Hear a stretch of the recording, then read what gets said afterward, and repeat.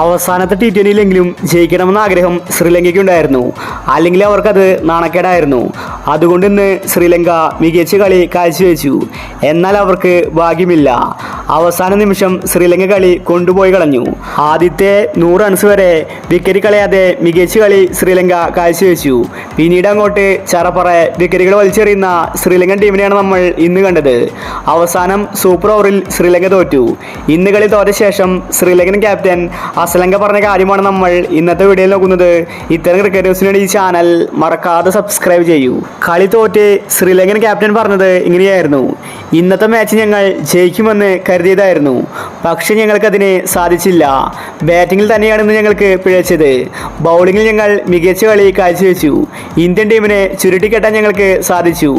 എന്നാൽ ബാറ്റിങ്ങിൽ അടിപതറി.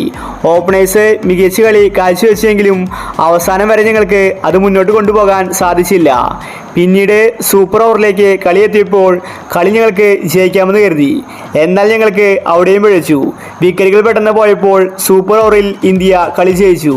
ഇന്നത്തെ മത്സരത്തിൽ ഞങ്ങൾക്ക് ഒരുപാട് തെറ്റുകൾ സംഭവിച്ചിട്ടുണ്ട്. ഇന്ത്യൻ ടീമിലെ എല്ലാ താരങ്ങളും നന്നായി കളിക്കുന്നുണ്ട്.